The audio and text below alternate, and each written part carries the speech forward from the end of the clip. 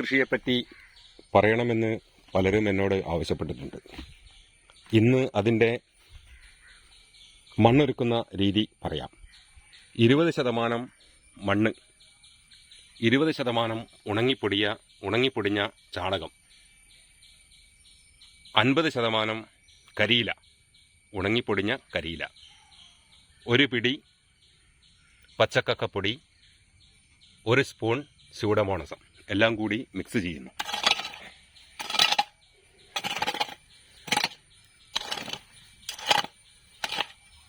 നന്നായി മിക്സ് ചെയ്തതിന് ശേഷം കൊട്ടയിൽ നിറച്ച്